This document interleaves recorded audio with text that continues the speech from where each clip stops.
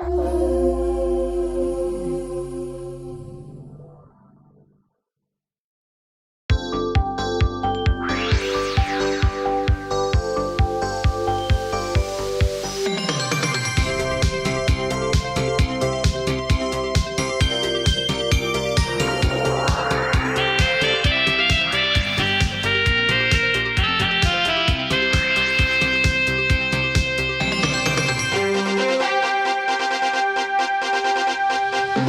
there, wake up, it's Means Morning News. Just after 11 a.m. on the East Coast, I'm the newsman, Sam Sachs. And I know that you could be watching season 4 of Emily in Paris right now, but instead you're here, watching me, and I'm eternally grateful for that.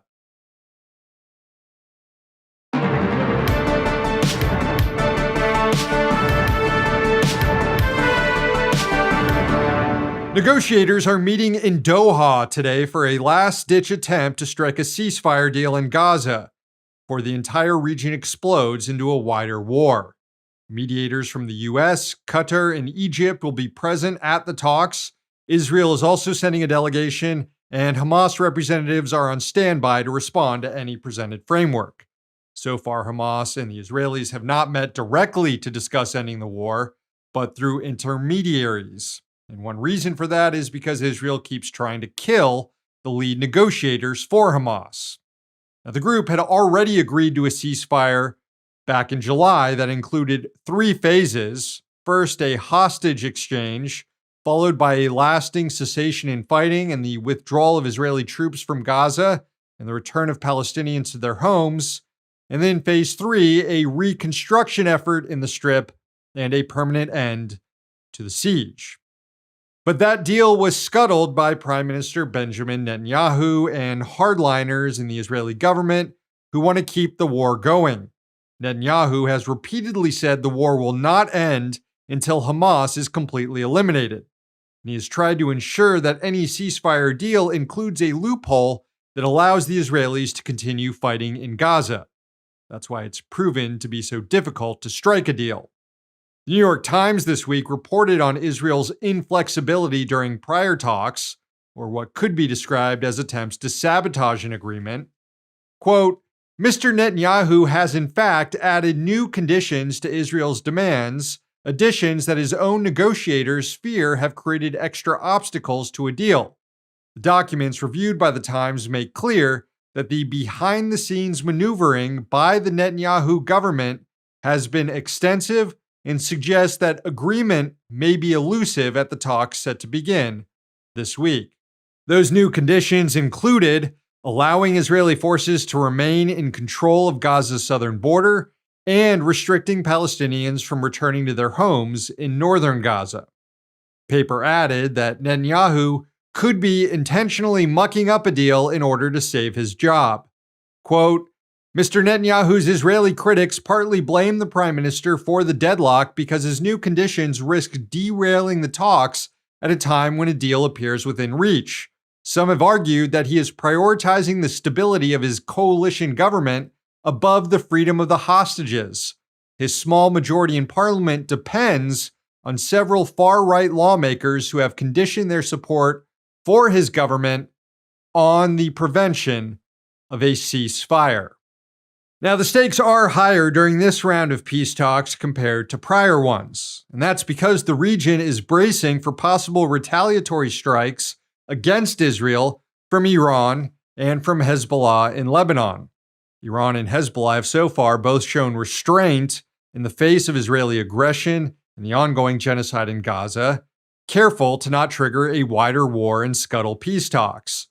But an Israeli strike last month in Tehran that killed senior Hamas leader Ismail Haniyeh is putting that restraint to the test. And should current ceasefire talks go south again, then Iran is likely to move ahead with a retaliatory strike. And where things go from there, who knows? Israel is not making any gestures of goodwill ahead of today's talks. It carried on its war in Gaza, striking areas of Khan Yunis, Rafah, and Gaza City, killing scores of Palestinians. It also carried out more raids and drone attacks in the West Bank, where more than 600 Palestinians have been killed by Israeli forces since last October. As activists and labor unions here in the U.S. have been saying for months now, the only way to force Israel to the table to agree to a ceasefire deal is to take away their bombs. It's weapons embargo or bust.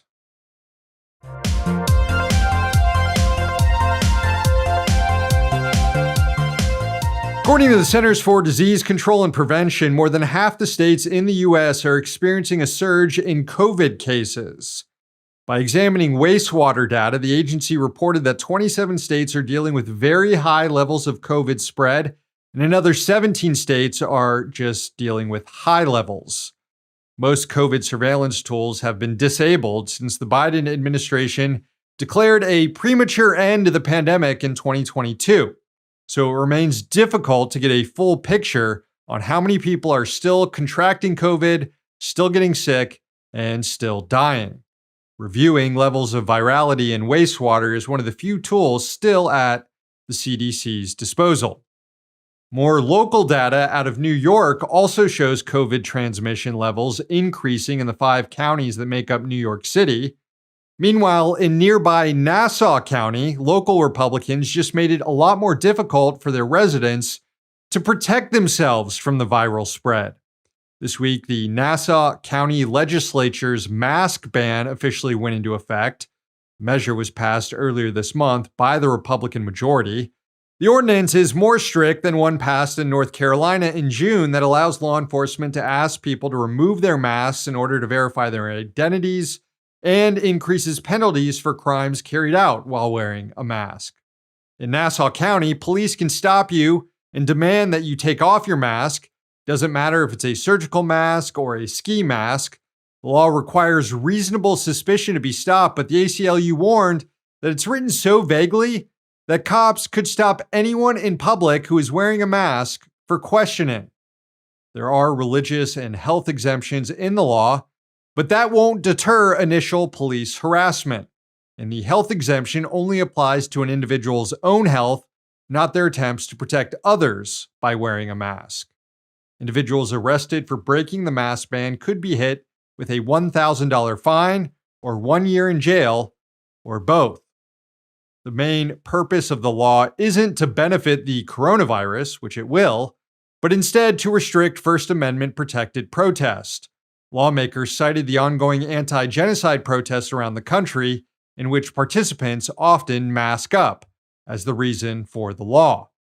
The New York chapter of the ACLU posted in response to the mask ban, quote, "Officials should be supporting New Yorkers' right to voice their views and protect their health, not fueling widespread doxing and threatening arrests. The ban's so-called health and religious exceptions will result in police officers who are not medical or religious experts, but who do have a track record of racially biased enforcement to determine who needs a mask and who doesn't, and who goes to jail." Across the country, mask bans have been recently used to target pro-Palestine protesters. Masks also protect people's health, especially at times of rising COVID rates, and make it possible for people with elevated risk to participate in public life. Yeah, so this is a pretty wild law to enact amid a pandemic that's already killed more than 1 million Americans. Then again, wealthy people living on Long Island are some of the most depraved in the country, so this tracks.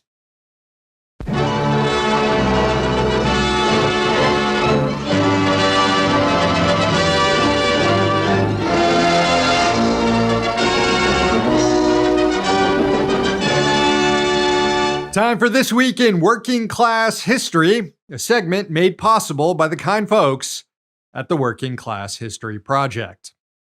Let's open up the archives. We begin in 1889 in the Great London Dock Strike. Powerful story of workers across several industries joining together and conquering their bosses. It started with dock workers upset about cuts to their bonuses, so they formed their own union and called a strike. With virtually no money to sustain the strike, the dock workers' picket would have collapsed had it not been for support provided by other unions. The more established stevedores union joined the strike, as did other port workers and factory workers across London. And within days of the strike kicking off, more than 130,000 working people were involved. Unions from as far as Australia joined the cause by sending money in support of the strike. The mayor of London eventually convened a committee to settle the labor dispute, which recommended that dock owners concede to all the workers' demands, which they did. And a month later, the dock workers returned to the job, and trade union membership in London more than doubled over the next 5 years.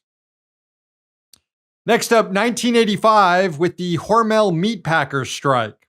It involved 1,500 workers at Hormel's meat processing facility in Austin, Minnesota. Fed up with dangerous work conditions and recently announced pay cuts, the workers, members of the United Food and Commercial Workers Union, went on strike, and the work stoppage lasted for more than a year. It involved clashes with police and scabs, blockades, and boycotts of Hormel products. Ultimately, the strike was felled, though, by union leadership at the UFCW, which never fully supported the local strike actions, and at one point even suspended local officers and put the chapter into receivership. By September the following year, the strike had collapsed, and the majority of those workers involved in it lost their jobs. And finally, let's wrap it up in 1987 with the South Korea Hyundai strike. It was part of a larger strike wave sweeping the country at the time, known as the Great Worker Struggle, which transformed labor relations in South Korea and strengthened worker power. At Hyundai, workers organized into unions and presented demands to their bosses, including a 30% wage increase. When bosses refused, the strike was initiated. Workers organized massive marches of more than 40,000 people who took to the streets and overwhelmed police. Management, left with no other choice, agreed to all the workers' demands, including union recognition. To learn more about these stories and other events that happened, follow Working Class History online. We'll be back with more next week.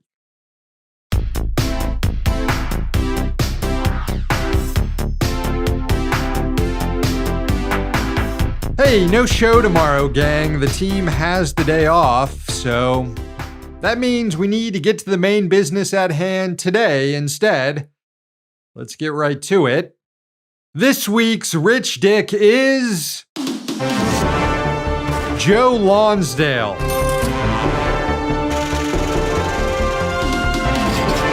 For those who don't know much about Joe, he checks all the boxes. Venture capitalist, check. War profiteer, check. Elon Musk fanboy, check. Trump donor, check. Bitcoin promoter, check. Co-founder of the surveillance tech company Palantir, check. Involved with Barry Weiss's scam University of Austin, check. I mean, I could keep going. The guy is just plain bad on so many levels. And during a Fox Business interview this week with hack reporter Maria Bartiromo, Joe Lonsdale gave a tour de force in Rich Dickery. I made a montage for your enjoyment or pain. The Marxism, the authoritarian threat that Reagan warned us about, that's really dark, didn't go away. It shifted. It changed into pernicious form. It conquered a lot of our media, it conquered our universities, conquered a lot of our government departments, and you see it taking over big tech after the universities as well. And it's very, very scary what this authoritarian ideology will do, and we're all at war against it right now on the right, and we have to stop it. When Elon and Trump get together and speak like this, you can no longer just paint him as a crazy fascist. If you can actually listen to him, hear what he says, I think the left media really doesn't like it when people can platform people, can put them out there, and can go around them, and that's what Elon's doing. Do you think Trump would put Elon in his cabinet?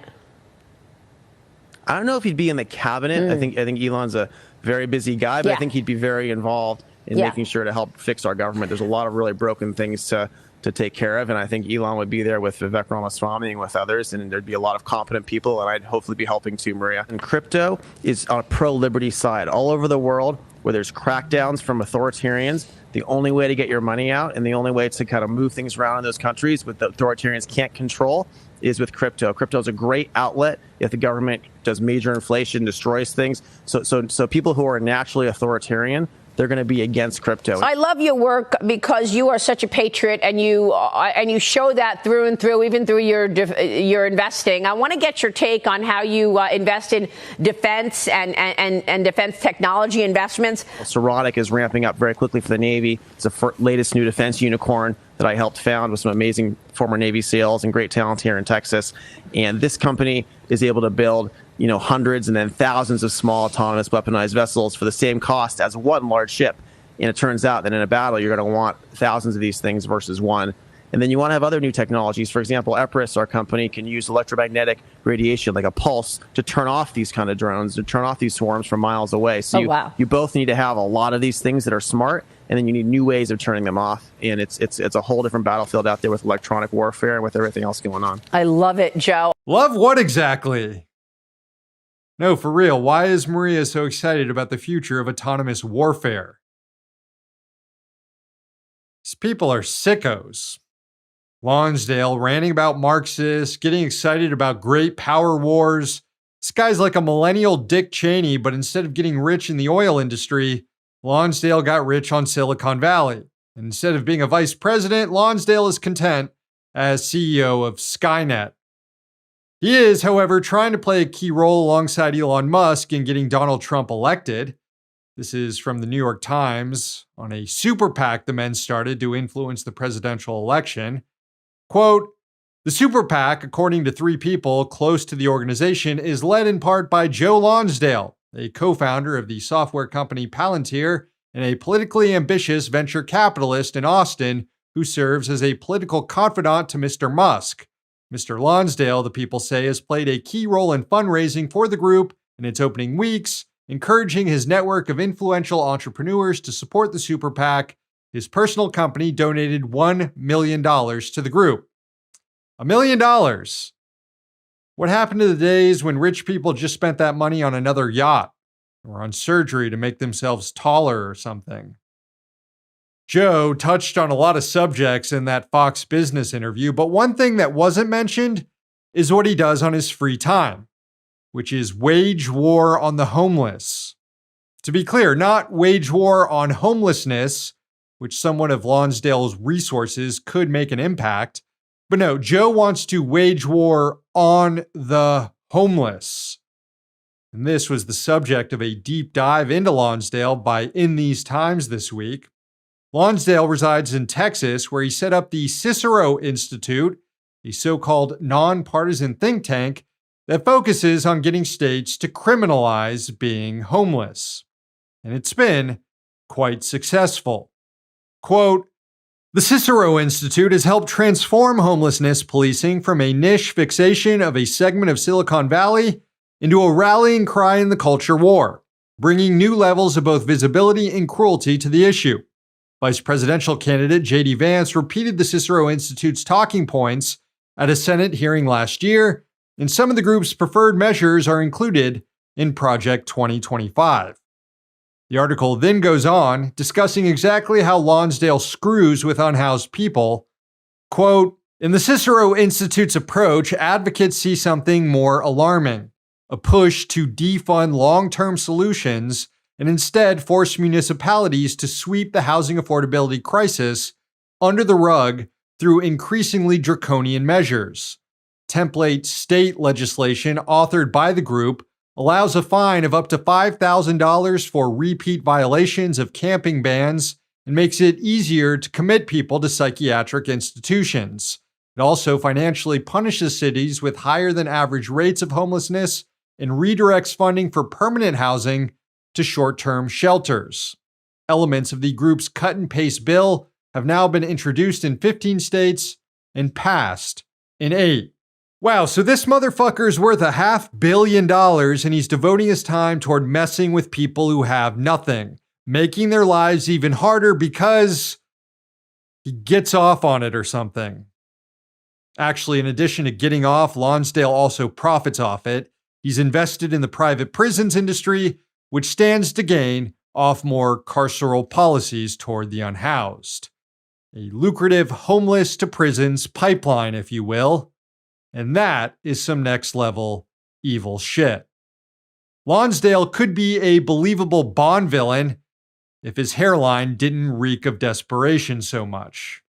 So instead, Joe has to settle for just being this week's rich dick. Fuck you, Joe Lonsdale.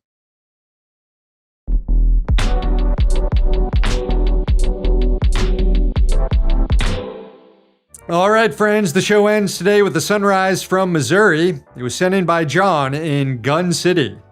Enjoy.